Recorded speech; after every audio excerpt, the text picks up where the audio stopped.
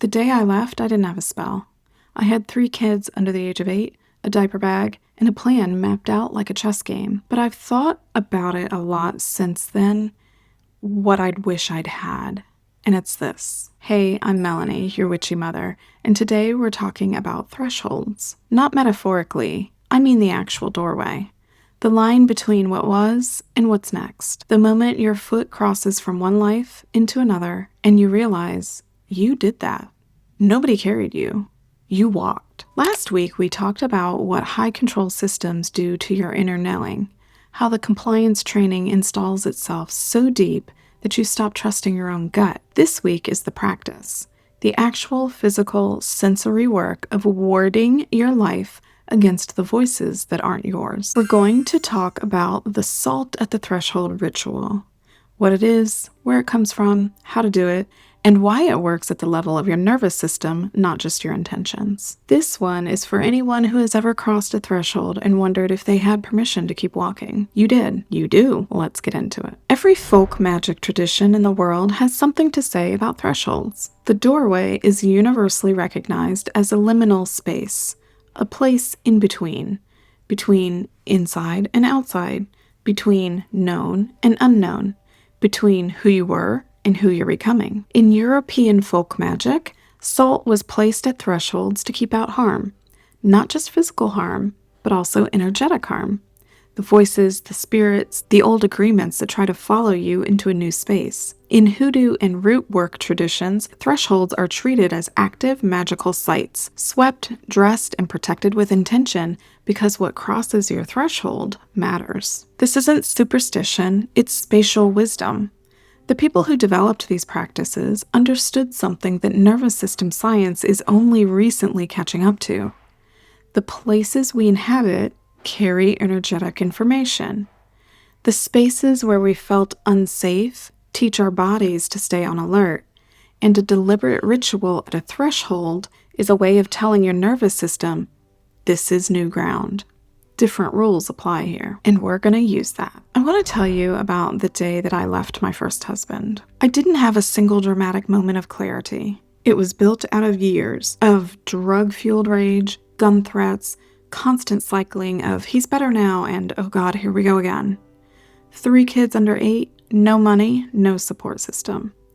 But I had resolve, and I had his mother who was horrified at what was happening and who helped me map every move like a chess game. The plan was Mother's Day weekend.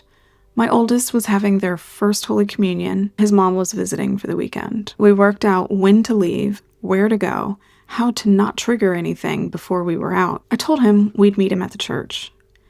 I forced a smile through the whole ceremony, watching him clocking exits, running the plan in my head, while managing a 4-year-old and a 1-year-old and performing the face of a woman whose life was not about to change forever. At the end, I said, see you at the house. We didn't go to the house. We went to a safe house, and I never looked back. Here's what I now know that I didn't know then. The moment that I crossed that threshold out of the church, into the car, and away, my nervous system didn't feel free.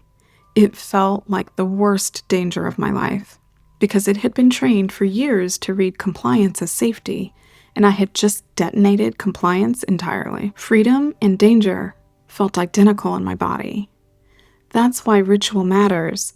That's why the threshold matters, not as performance, but as recalibration, as a way of physically telling your body, the old agreements end here and new ones begin. Let's talk about the salt itself. Salt is one of the oldest protective agents in folk magic across virtually every culture. Roman soldiers were paid in it. Jewish tradition uses it in ritual purification. In Shinto practice, salt is placed at doorways to purify space. In Appalachian folk magic, which is the tradition geographically closest to many of us in the American South and rural areas, salt at the threshold keeps out malevolent energy and breaks hexes that try to follow you home. Why does it work energetically? Salt is a mineral. It's crystalline. It absorbs and neutralizes. Think about what salt does to water, to meat, to soil. It draws things out and holds them. In energetic terms, it creates a barrier that absorbs incoming harm before it crosses into your space. But here's the layer that I want you to sit with for this particular spell. The voices we're warding against in this ritual aren't external spirits. They're internalized ones. The pastor's voice, the father's voice, the ex-husband's voice, the whole chorus of authority that got instilled during the compliance training we talked about last week. Those voices try to follow you into your new home, your new relationship, your new business, your new body, across every threshold that you try to cross toward your own life. Salt at the threshold is a physical, repeated sensory declaration. You don't live here. This space belongs to me. What voice tries to follow you most? You don't have to name the person, just name the function. The critic, the doubter, the one that says you don't have permission. Drop it in the comments below so I can witness you. Here's the ritual. It's simple. What you need is salt. Any salt. Table salt works. Sea salt is lovely. Black salt if you have it and you want an extra layer of banishing. Your voice. Spoken out loud if you can, whispered if you need to be quiet, and an optional candle lit nearby for witness. Here are the steps. First step is stand at your threshold, the main entry to your home if you can. If you live in an apartment, your front door. If you're doing this in a specific room, like a workspace or a bedroom, stand at that door. Stand at the threshold that matters most to you right now. Step 2 is to ground yourself. Feet on the floor, a few slow breaths. You're not in a hurry. Feel the ground under you. Step 3, name what you're warding against, out loud or in your mind, and be specific, not something like bad energy. That's too vague for your nervous system to work with. Name the voice, name the agreement, name the thing that keeps trying to follow you in. The voice that says, I need permission. The belief that my safety depends on my obedience. The agreement I made with a system that never had my best interests. Say it plainly. No poetry is required here. Step 4 is to cast the salt. Take a pinch or line and place it across the threshold. Outside the door if you can, if not, just inside. And as you do it, say, what was does not follow me here. This threshold is mine. I decide what crosses it. Say it like you mean it. Even if your voice shakes, and especially if your voice shakes. Step 5 is step over it deliberately. Don't rush. Step over the salt with intention and feel the crossing. Let your body register that you just moved from one territory into another. The old agreements are on the other side of that line. Step 6, let it sit. Leave the salt for as long as feels right. An hour, a day, overnight. When you sweep it up, sweep outward away from the house, never into the house. And that's it. It's not complicated because the power is not in the complexity. It's in the repetition, in the naming, in the physical act of your body doing something deliberate in space instead of staying passive while old programs run. You can do this at any threshold, your car door, your office, a new chapter of your life. Anytime you need to tell your body, different rules apply here. I want to say one more thing before we close. I wish I'd had this ritual the day I left. I wish I'd had something physical to do with my hands, something to mark the crossing, to tell my body that the terror it was feeling wasn't a sign that I was wrong, that what was wrong was the old program running, that I was crossing into safety, not out of it. I didn't have it then, but I'm giving it to you now. Because here's what ritual does that insight doesn't.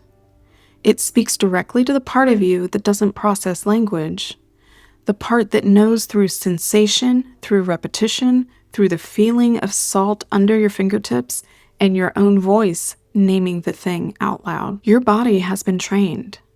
Ritual retrains it, not overnight, not in one crossing, but over and over, threshold by threshold, choice by choice.